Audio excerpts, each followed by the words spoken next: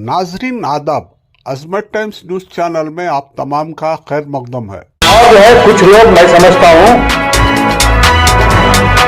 जमीर Ahmad Khan minister को बदनाम करने में लगे हुए हैं, जो उन्हीं के साथ हैं। उसमें से ये भी लोग हैं जिन्होंने उस दिन मीटिंग नहीं अटेंड की, वो भी जो है जमीर अहमद खान को डैमेज करने में लगे हुए हैं। अब फैसला आया कुदरत का, और इन लोगों के मुंह पर तमाचा है ये। अगर फिर भी अगर समझेंगे नहीं तो ऐसे तमाचे आगे बढ़ते ही रहेंगे। इनको समझ आना चाहिए और समझ के जिस कौम की आप ये रहनुमा बन के वहां जो बैठे हैं, आपको कौम की तरफ, कौम के कामों की तरफ ध्यान देना चाहिए।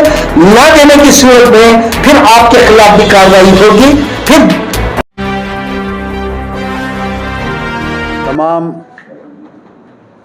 मुसलमानों ने कर्नाटक बल्कि मुसलमानों ने हिंद और आप सबको जो है रमज़ान की मुबारकबाद। 24 रोज़े हो गए हैं, बल्कि आपको बहुत जल्द जो है ईद मुबारक भी कहना है।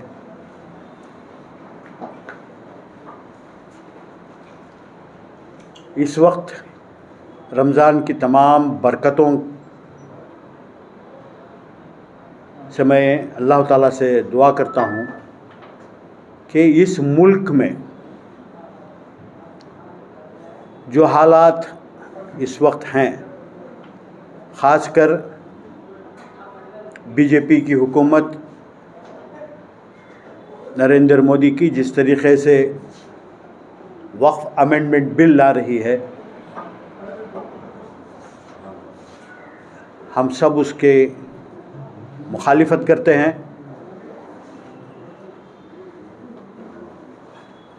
रियासत कर्नाटक में पिछली असम्बली में रियासती कांग्रेस हुकूमत इस बिल के ख़िलाफ़, इस बिल को नामंजूर करते हुए रेजोल्यूशन बिल पास किया है। हम उसका खैर मकदम करते हैं। आइंदा आने वाले दिनों में भी कर्नाटक में ऐसे ही फैसले लिए जाएंगे, इसकी उम्मीद है।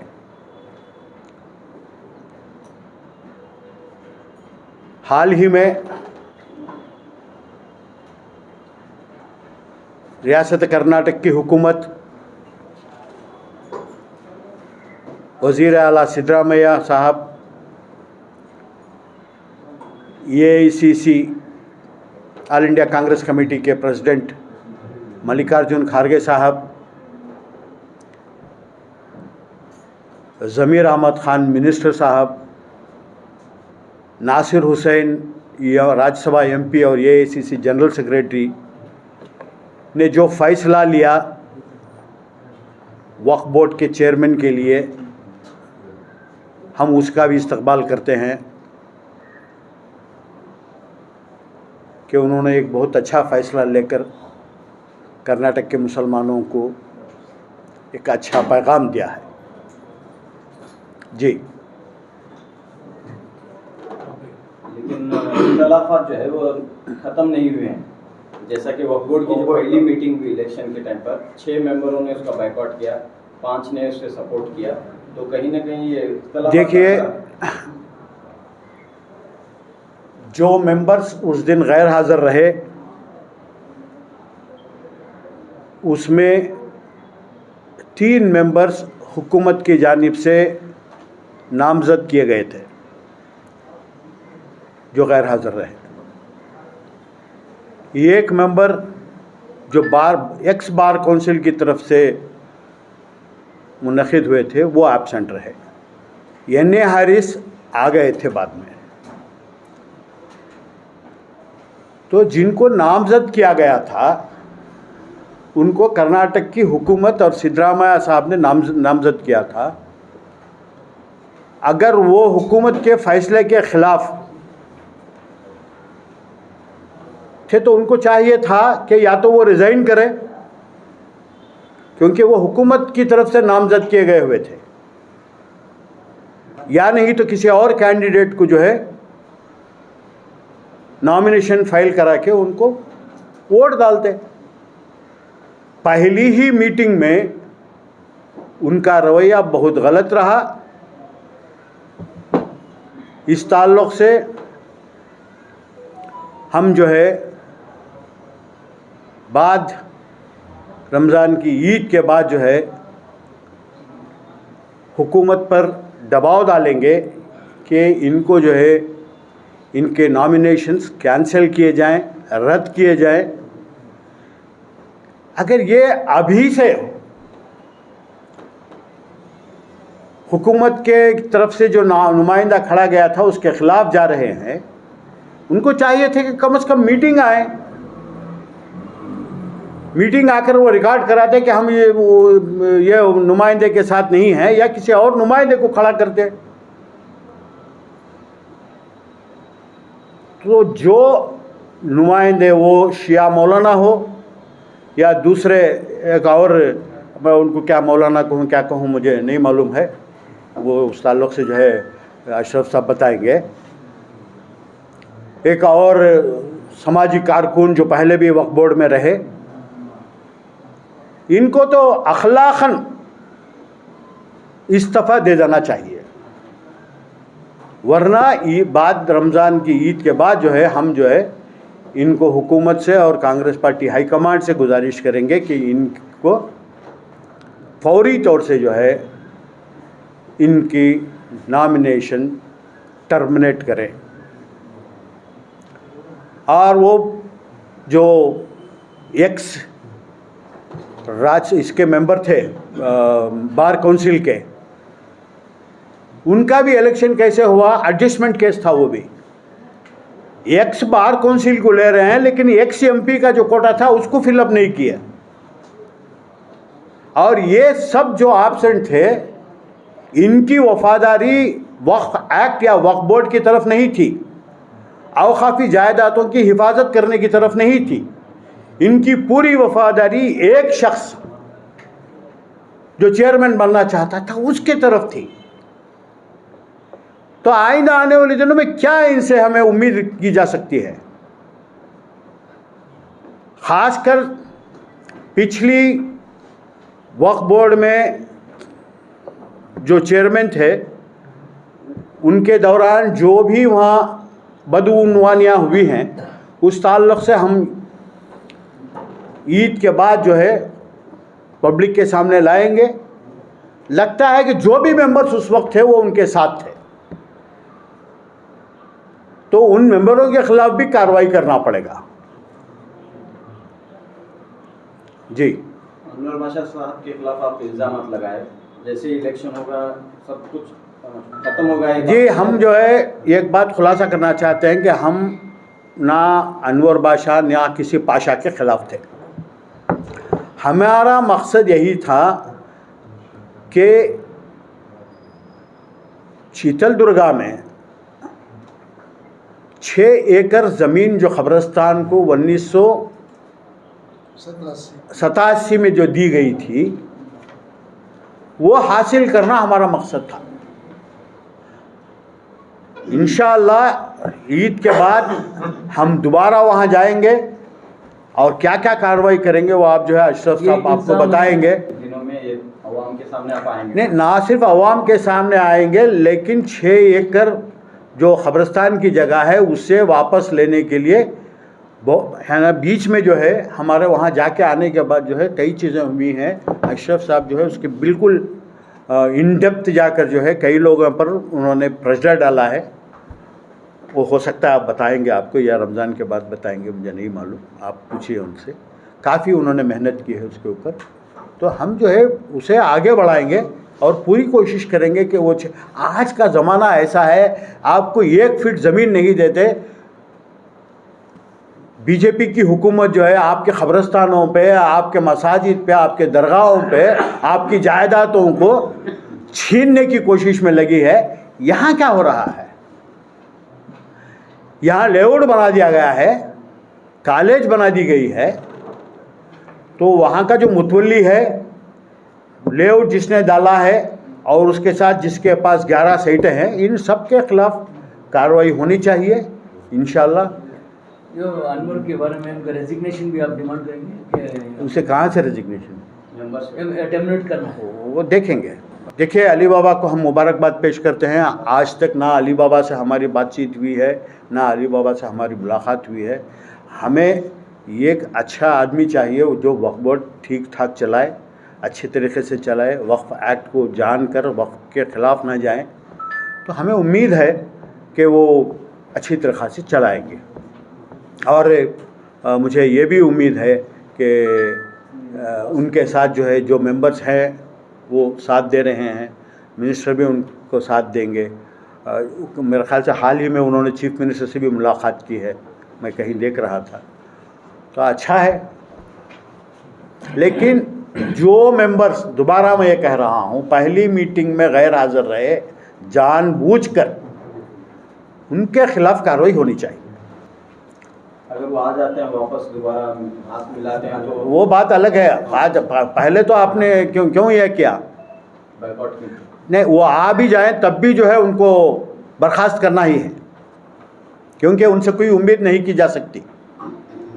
रहेगा ना? तो ये डिमांड रहेगा? बिल्कुल रहेगा, ये भी रहेगा और भी रहेंगे। जो हालत है ये इस देख रहे हैं वक्फ बोर्ड की हिस्ट्री में ऐसी हालत, ये पहली मर्तबे ऐसा हुआ है वक्फ बोर्ड में।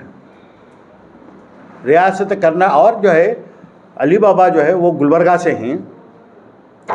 वक्फ बोर्ड में 2 मेंबर्स अब तक, मकसूद अली ख़ान साहब और लईक़ुद्दीन साहब, ये बीदर से चेयरमैन हुए थे।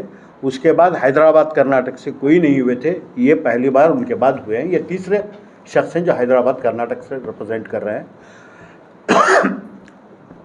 खारगे साहब का डिमांड वही था कि हमेशा जो है आप यहाँ इधर इस साइड के लोग ले जाते हैं, तो हमें चाहिए बोलकर। ठीक है, उम्मीद है कि वो अच्छा काम करेंगे। लेकिन रास्ता इतना आसान नहीं है, ऐसा नज़र आ रहा है। जैसे जिस तरह इख्तलाफात हैं, और मैं बता रहा हूँ ना, रास्ता हमवार हो जाएगा जब इनको निकाल देंगे। जब इनको बरतरफ कर दिया जाएगा, रास्ता ऑटोमेटिक हमवार होगा और काम अच्छा चलेगा। तो नए मेंबर्स आने चाहिए इनकी जगह पर? बिल्कुल आनी चाहिए। जो अरे ये किसे लॉयल है? ये एक शख्स को जिसको वो चेयरमैन बनाना चाहते थे। तो इनका मकसद जो है वक्फ का डेवलपमेंट नहीं है, एक शख्स का डेवलपमेंट। एक शख्स के साथ थे ये, उसकी लॉयल्टी। और जो है कुछ लोग, मैं समझता हूँ, ज़मीर अहमद खान मिनिस्टर को बदनाम करने में लगे हुए हैं, जो उन्हीं के साथ हैं। उसमें से ये भी लोग हैं जिन्होंने उस दिन मीटिंग नहीं अटेंड की, वो भी जो है ज़मीर अहमद खान को डैमेज करने में लगे हुए हैं।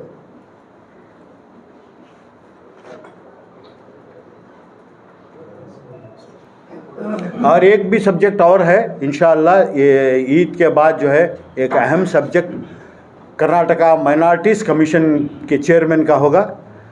तफसील से जो है ईद के बाद हम मिलेंगे। ये थी खबरें आज तक, इंतज़ार कीजिए ईद तक। अस्सलाम वालेकुम वरहमतुल्लाहि वबरकातुहू। आज आप लोगों से मिलकर बड़ी खुशी हो रही है कि रमज़ान मुबारक में आप सब रोज़दार हैं, रोज़े से हैं, फिर भी हमारी दावत पर आप शरीक रहे, इसके लिए मैं आप सबका शुक्रगुज़ार हूँ। आपको, आपके अहले ख़ानदान को मेरी तरफ़ से ईद की मुबारकबादी पेश करता हूँ। साथ ही साथ आलम के मुसलमानों को भी ईद की मुबारकबादी पेश करता हूँ। ख़ास करके हिंदुस्तानी मुसलमान और कर्नाटक के मुसलमानों को भी मेरी तरफ़ से ईद मुबारक।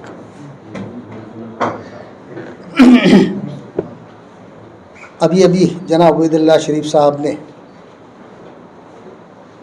बहुत सारी चीज़ें बताई हैं, उसके बाद मुझे बोलने का कोई ज़्यादा मेरे पास कोई मवाद नहीं है, लेकिन मैं सिर्फ इतना कहना चाहता हूँ कि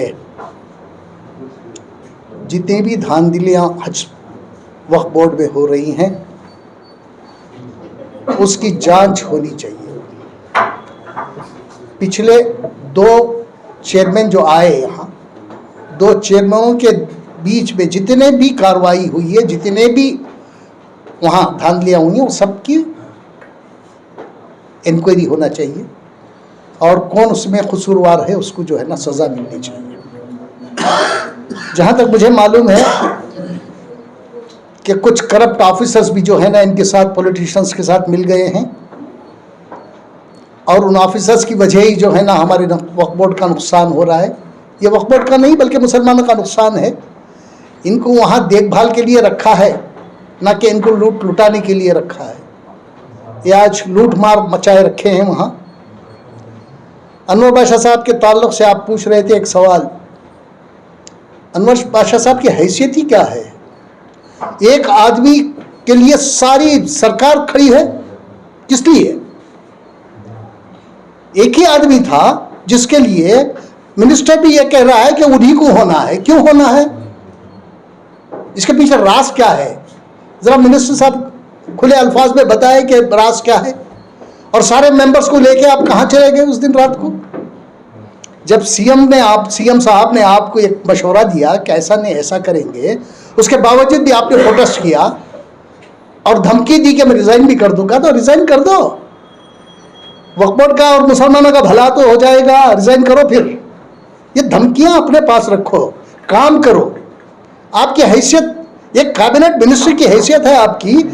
एक 2B वाला जो सर्टिफिकेट जो तहसीलदार हमारे मुसलमानों को नहीं है इशू कर रहा है, वो आप नहीं निकाल सके तो आपकी हैसियत ही क्या है कैबिनेट में रहने की? आप हैं क्या हैं आप? अब हमारे बच्चों के स्कूलों में जो है ना उनको इस सर्टिफिकेट की ज़रूरत पड़ती है, नौकरी में जाने के लिए सर्टिफिकेट 2B की सर्टिफिकेट की ज़रूरत पड़ती है। और हमारे सारे कबीलों के नाम, हमारे सारे लोगों के नाम, मुसलमानों के नाम उससे काट दिए गए हैं और तहसीलदार सर्टिफिकेट नहीं देता है। कई बार कहने के बावजूद भी आपको पता नहीं है क्या करना है क्या नहीं करना है, फिर भी आप कह रहे हैं कि मैं माइनॉरिटीज़ का मिनिस्टर हूँ। शर्म आनी चाहिए आपको। पहले सबसे पहले हमारे बच्चों का फ्यूचर बनाइए। एक सर्टिफिकेट आपसे वापस लेना नहीं। बीजेपी के दौर में जो है ना सर्टिफिकेट इशू करने के लिए मना किया था उन्होंने सारे तहसीलदार आज हमें सर्टिफिकेट नहीं दे रहा है। हमारे एडमिशन में हमें कोई रियायत नहीं मिल रही है। आपको कहने के बावजूद भी आपके कान पे जू तक नहीं रेंग रही है। आप खाली लूटमार में बैठे हैं क्या? लूटमार मचा रहे हैं। करोड़ों लूट के अगर हजारों बांट दिए तो आप अपने आप को क्या समझ गए हैं? पहले जो मुसलमानों के मसाइल हैं उसका हल निकालो। आज तक आपने मुंह नहीं खोला मुसलमानों के मसाइल के ताल्लुक से। कब तक आपको बर्दाश्त करें हम? आप मुसलमानों के नुमाइंदे हैं वहां। जमीर अहमद खान साहब, आप नाम से नुमाइंदा नहीं हैं, मुसलमानों के नुमाइंदे हैं।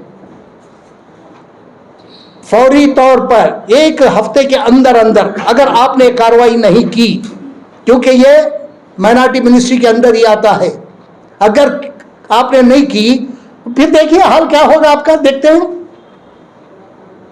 ले जाके पूरी कौम को बिठा देंगे वहां।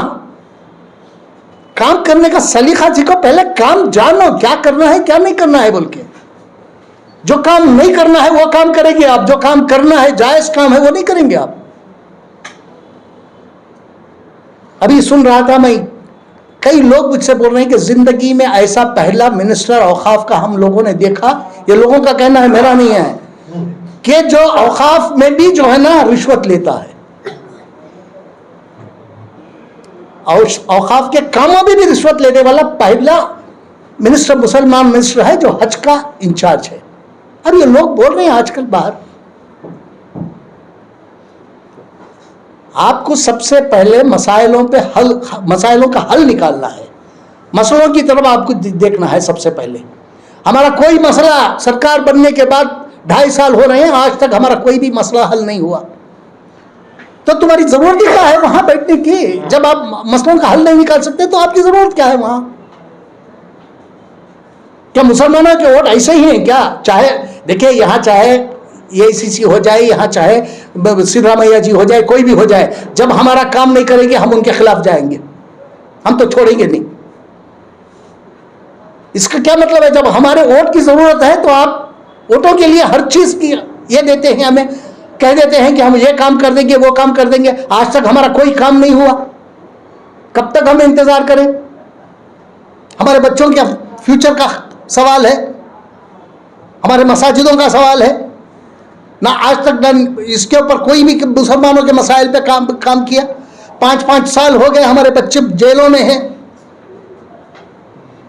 और आप मजे लूट रहे हैं। दो नुमाइंदों की जरूरत ही क्या है हमें? जब आप कुछ नहीं कर सकते तो आपको रहने का भी हक नहीं है वहां। अब रहा वक्फ बोर्ड में जिन लोगों का इंतखाब इन्होंने किया है, 3 लोगों का जो नॉमिनेट किए हैं, एक शिया मौलाना है, शिया मौलाना है, एक हमारे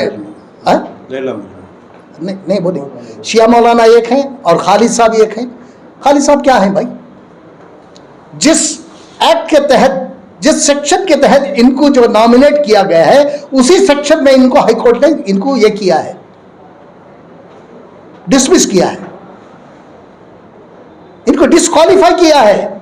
उसी सेक्शन के अंदर फिर इनको नॉमिनेट कराते हैं। औकाफ का सेक्शन खुली तरह से कहता है कि ऐसे आदमी को नॉमिनेट नहीं किया जा सकता, लेकिन किसके कहने पे सरकार नॉमिनेट कर रही है इनको? और कोई मुसलमान नहीं है जो डिस्क्वालीफाई हुआ है, उस डिस्क्वालीफाई पर्सन को क्यों नॉमिनेट करेगी दोबारा? यह बदनामी सरकार की होगी। अगर कोई कोर्ट में जाके सवाल करेगा तो सरकार की बड़ी बदनामी होगी। एक और मौलाना को, जिसे मैंने एक नाम भी दिया है उनको,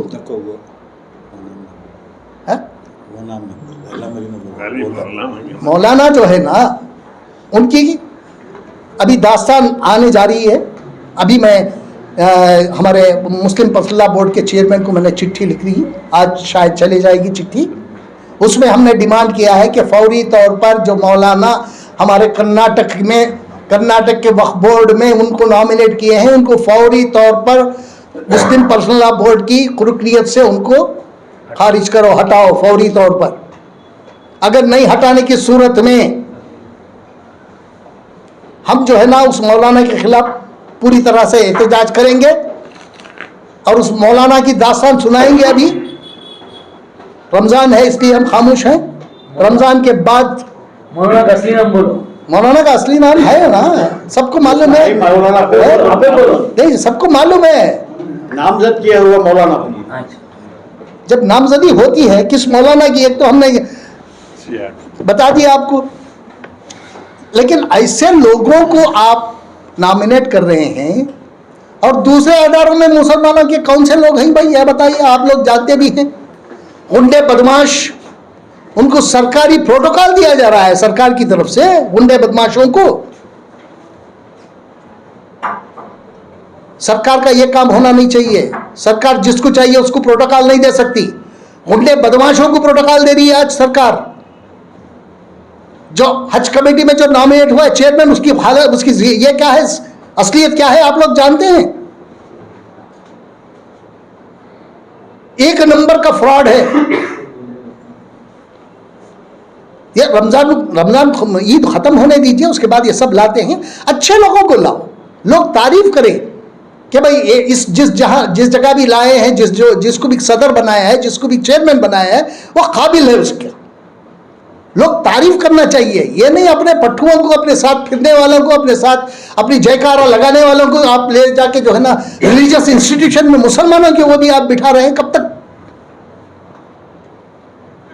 रहा मामला जैसे कि हमारे इन्होंने कहा, उबैदुल्ला शरीफ साहब ने कहा कि जो चित्रदुर्गा का मामला है, देखिए आप, मैंने नसीर अहमद साहब खुलकर कहा, नसीर अहमद साहब का मेरे पास 2-3 मरतबा फ़ोन आया, मैंने उनसे खुलकर कहा देखिए आप इलेक्शन करा लीजिए, आप किसी को भी चेयरमैन बनाइएगा, ये मेरा कोई ये नहीं है, आप करिएगा, लेकिन 15 तारीख से पहले सर्वे नंबर 24, 25, 23, 24, 25, सर्वे नंबर 11 और सर्वे नंबर 14 का ये कराइए, सर्वे कराइए। उसके बाद आप किसी को भी बना लीजिए, हमारा मतलब नहीं है। मैंने खुल के कहा उनको, उन्होंने मुझे एक मैसेज भी भेजा। ये 13 तारीख का मैसेज था। 13 तारीख को नसीर साहब एक मैसेज भेज रहे हैं, उसमें वो कह रहे हैं कि हमने मिनिस्टर से बात कर ली है मिनिस्टर्स को इंस्ट्रक्शंस दे दिए हैं, चीफ सेक्रेटरी रेवेन्यू सेक्रेटरी को इंस्ट्रक्शन दे चुका है, वो फौरी तौर पर सर्वे कराएंगे। ये मैसेज मेरे पास है उनका, ये 13 तारीख का मैसेज है। Instruction have already been issued by the chief secretary to survey the same land, जो हमने डिमांड की थी उसके, लेकिन आज तक सर्वे नहीं हुआ। नसीर अहमद साहब, आप क्या बताना चाहते हैं? जब आपने मिनिस्टर ने इंस्ट्रक्शंस दे दिए तो मिनिस्टर का इंस्ट्रक्शन कैरी क्यों नहीं हुई अब तक? तो इसका यह मतलब हुआ कि आप बहुत कमजोर हैं। ऑफिसर जब आपके इंस्ट्रक्शंस नहीं ले रहे हैं तो इसका यह मतलब हुआ कि ऑफिसर साहब से ज्यादा ताकतवर हैं। आपको काम लेना नहीं आता, सरकार चला रहे हैं, आपको काम लेना नहीं आता। किसी भी ऑफिसर की इतनी हिम्मत कि मिनिस्टर के इंस्ट्रक्शन को ये करे, इग्नोर करे। ये 13 तारीख का है, आज कितने तारीख हो गए भाई? 25। क्यों नहीं हुआ? 15 तारीख से पहले की बात हुई थी, 25 तारीख हो गए, खामोश क्यों हैं आप?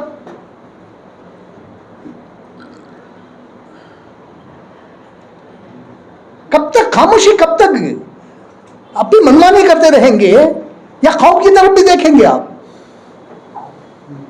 हम खुद गए, मैं और उबैदुल्लाह शरीफ साहब चित्तौड़ जाके हमने देखा, वहां जो है ना आधा एकड़ भी हमारी जमीन नहीं है, 6 एकड़ जमीन हुई है। हम तो मांग क्या कर रहे हैं? हमारी जमीन कहां है ना, आइडेंटिफाई करके दो।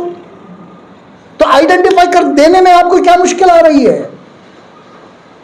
दूसरों का अगर होता तो कोई आपके चाहने वाला, जानने वाला या आपके साथ घूमने फिरने वाला होता ना, अगर वो बोलता तो तहसीलदार को बुला के आप इंस्ट्रक्शन देते थे कल तक काम होना है बोल के, क्योंकि ये मुसलमानों का मामला है ना, मुसलमानों के कब्रिस्तान का मामला है। आपको कोई दिलचस्पी नहीं है।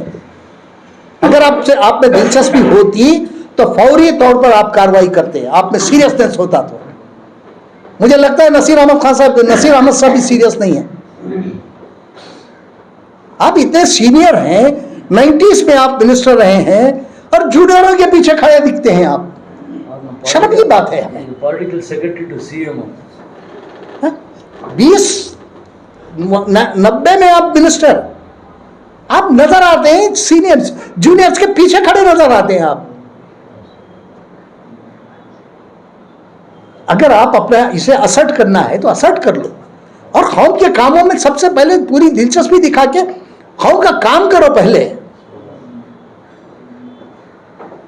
ये ज्यादातर नहीं चलता, क्योंकि हम मुसलमान जो है ना 90% कांग्रेस को वोट किए हैं। हमें बदलना भी आता है, बनाना भी आता है, बदलना भी आता है। इस भरोसे मत रहिएगा, हम खामोश नहीं हैं। रमजान के बाद जो है ना एक बहुत बड़ी ये शुरू होगी, तब्दीली होगी भी। अब तब्दीली कराने की कोशिश भी करेंगे हम लोग। अभी हाल में इनका जो चुनाव हुआ है, हमारे अली बाबा साहब का एक अच्छा चुनाव है, अच्छे आदमी को उन्होंने मुंतखब किया है और कई लोग उसमें जो है ना बाइकाट किए। एक सबसे बड़ी बात यह है कि बाइकाट उनको दर्ज कराना चाहिए था। बाइकाट उनको बाकायदा रिटर्निंग ऑफिसर के सामने जाके दर्ज कराना चाहिए था कि हम बाइकाट कर रहे हैं। तो ये जो है ना अपने अपने घरों में रह गए, या कहीं एक ग्रुप बन के रह गए थे वो लोग। और जो कुछ भी हुआ, जो भी वक्फ बोर्ड के चेयरमैन का इंतखाब हुआ, उसमें एक अल्लाह ताला ने एक हाफिज को मुंतखब किया है। अभी मैं सुन रहा था जनाब CM इब्राहिम साहब कह रहे थे कि रमज़ान उल मुबारक में जो ना तमाम शैतानों को क़ैद कर दिया गया था, इसलिए अच्छा इंतखाब हुआ। मैं आगे और 1-2 सेंटेंस में जोड़ना चाहता हूँ। ये सिर्फ अल्लाह ताला ने शैतानों को नहीं, शैतानी सिफत के लीडरों को भी उन्होंने अल्लाह ताला ने क़ैद कर दिया। शैतानी सिफत के लोगों को भी अल्लाह ताला ने क़ैद किया था। अब शैतानी सिफत कुछ लोगों को ये मालूम नहीं होता। मैं ज़रा मोटी उर्दू में भी बोल रहा हूँ। शैतानी सिफत बोले तो फिर उनको ढूंढना पड़ता है, लग़ात लेना पड़ता है, किसी माहिर उर्दूदान को पूछना पड़ता है, इसलिए मैं शैतानी फितरत के लोगों को भी अल्लाह ताला ने कैद कर दिया था, तब जाके एक अच्छे इंसान का इंतखाब हुआ। तो ये इनके लिए एक सबक है। सारी इन्होंने कार्रवाई एक की, एक तरफा कार्रवाई इन्होंने की एक इंसान के लिए, लेकिन जो कुछ भी फैसला आया वो कुदरती फैसला था, कुदरत ने फैसला किया, ये किसी आम आदमी का फैसला नहीं था। ये कुदरत को पता था कि क्या करना है क्या नहीं करना है, आइन वक्त पे जो है ना फैसला आया कुदरत का। और इन लोगों के मुंहों पर तमाचा है ये, अगर फिर भी अगर समझेंगे नहीं तो ऐसे तमाचे आगे पड़ते ही रहेंगे। इनको समझ जाना चाहिए और समझ के जिस कौम की आप ये कर रहे हैं, कौम के रहनुमा बन के वहां जो बैठे हैं, आपको कौम की तरफ, कौम के कामों की तरफ ध्यान देना चाहिए। ना देने की सूरत में फिर आपके खिलाफ भी कार्रवाई होगी, फिर आप हम लोगों को बदनाम नहीं करेंगे।